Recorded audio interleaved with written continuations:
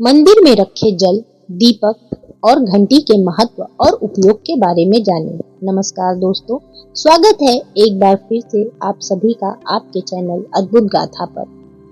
दोस्तों, आज हम आपको बताने जा रहे हैं कि मंदिर में रखा हुआ जो एक लोटा जल होता है उसका क्या करना चाहिए और मंदिर में रखा जाने वाला लोटा कैसा होना चाहिए, क्योंकि आज भी 90% लोग ये गलती रोज करते हैं, जिससे उन्हें उनका पुण्य तो नहीं बल्कि पाप अवश्य मिलता है।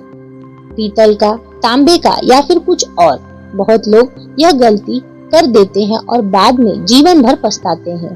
प्रेमानंद महाराज कहते हैं, ऐसी भूल कभी मत करना, नहीं तो धन, सुख, शांति सब खिसक जाती है, घर कंगाल हो जाता है, परिवार बिखर जाता है। कुछ लोग दीपक रखने में भी गलती करते हैं।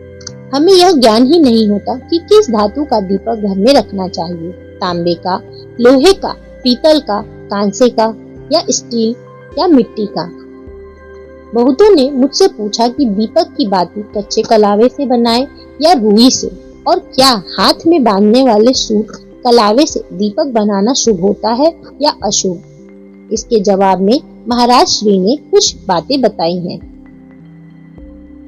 महाराज, कुछ लोग यहाँ पर ऐसी भयंकर गलती कर बैठते हैं कि उनके जीवन में पितृदोष, शनि दोष, काल सर्प दोष, यहाँ तक कि भारी भरकम गरीबी तक लग जाती है। अब आगे बढ़ें उससे पहले एक बात ध्यान रखें, इस ज्ञान को बीच में छोड़कर मत जाना। अगर छोड़ना ही है तो अभी से छोड़ दो, परंतु बीच में छोड़कर माता लक्ष्मी को अपमानित मत करना। बहुत समय से आपके मन में प्रश्न आ रहे होंगे कि मुख्य द्वार पर जल छिड़कने का समय क्या है उसकी सही विधि, किस समय जल छिड़के, क्या बिना स्नान के छिड़क सकते हैं, झाड़ू लगाने से पहले या बाद में छिड़कना चाहिए, पीरियड्स में जल छिड़क सकते हैं, दीप दान कर सकते हैं, घर के अंदर से छिड़के या बाहर से, फ्लैट में रहने वाले लोग क्या करें, किराएदार क्या करें, एक कमरे में रहने वाले क्या करें। आज आपकी ये सारी शंकाएं हम एक एक कर दूर करेंगे। प्रेमानंद महाराज कहते हैं, पहले जानते हैं कि घर के बाहर या अंदर दीपक जलाने के 5 महान लाभ क्या है। यह 5 लाभ सुनकर आप चौंक जाएंगे, दंग रह जाएंगे। तो आइए बताते हैं आपको। पहला लाभ है, घर का अंधकार और नकारात्मकता दूर होती है। दोस्तों, जब घर में दीपक जलता है वहां से अंधकार भागता है, नकारात्मकता कोसों दूर चली जाती है और सकारात्मकता ऊर्जा का वास हो जाता है। जहाँ प्रकाश है वहाँ परमात्मा का सदैव वास है, और जहाँ अंधकार है वहाँ परेशानियां, बुरी शक्तियां और विघ्न बाधाएं प्रवेश करती है। तेल से जले दीपक का प्रभाव उसके बुझने के आधे घंटे तक रहता है, और शुद्ध देसी घी का दीपक बुझने के 4 घंटे बाद तक वातावरण को पवित्र रखता है। दूसरा लाभ, वैज्ञानिक रूप से घर की शुद्धि होती है। घी या सरसों के तेल के दीपक से उठने वाला धुआं वातावरण को सात्विक करता है, हवा में फैले अदृश्य हानिकारक कणों को नष्ट करता है और हवा को पवित्र करता है। तीसरा लाभ है, घर में सुख समृद्धि का वास होता है। सुबह और शाम भगवान के सामने दीपक अवश्य जलाना चाहिए। पूर्व दिशा में दीपक रखने से दीर्घायु, उत्तर दिशा में दीपक रखने से धन समृद्धि बढ़ती है। दीपक हमारे जीवन के अंधकार को भी दूर कर देता है। चौथा लाभ है, बीमारियां दूर होती है। दोस्तों, यदि आप दीपक में एक लौंग डालकर जलाते हैं तो चर्म रोग और कई प्रकार की बीमारियां अपने आप दूर होने चली जाती हैं। पांचवा लाभ है, शुभ शक्तियों को आकर्षित करना। जिस घर में रोज दीपक जलता है वहाँ कभी भी अंधकार नहीं ठहरता, वहाँ सदैव सुख, शांति, समृद्धि और शुभ शक्तियों का आगमन होता है। अब प्रश्न उठता है, मुख्य द्वार पर जल छिड़कने का सही समय क्या है।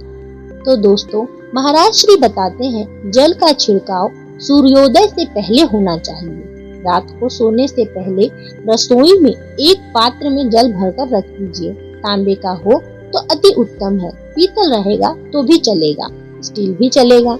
गंगा जल हो तो डाल दें, ना हो तो केवल शुद्ध जल भी पर्याप्त है।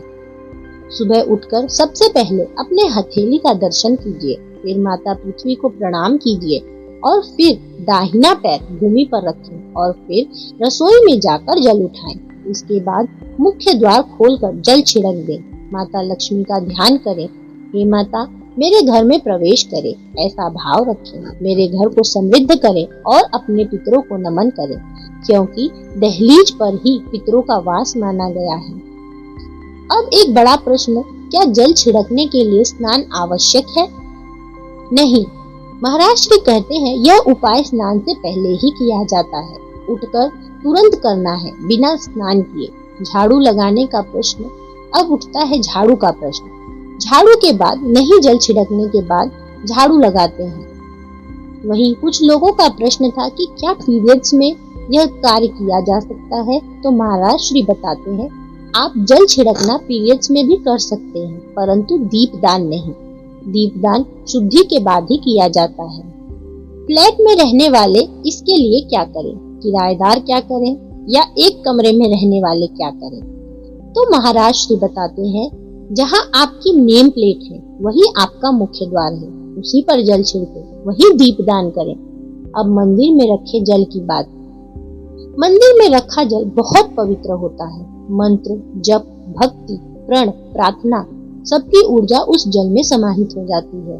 इसलिए सुबह की पूजा में 1 लोटा जल अवश्य रखा जाता है। यह जल अगले दिन पूरे घर में छिड़के। रोगी को दवा इसी जल से दें। परिवार के सभी सदस्य थोड़ा थोड़ा पी सकते हैं। व्यापार स्थल पर भी छिड़क सकते हैं। तिजोरी पर छिड़के, बच्चों की किताबों पर छिड़के, और यदि भोजन सात्विक है तो रसोई में भी इस जल का उपयोग कर सकते हैं। लेकिन यह जल कभी भी तुलसी में अर्पित नहीं करें। अक्सर माताएं बहनें यह गलती कर देती हैं, क्योंकि यह देवी देवताओं द्वारा ग्रहण किया गया जल होता है। ऐसा करने से माता लक्ष्मी को आप जूठन अर्पण कर रहे हैं। हाँ, लड्डू गोपाल या राधा कृष्ण को अर्पित जल आप अगले दिन तुलसी में चढ़ा सकते हैं। अब बात आती है दीपक के धातु की।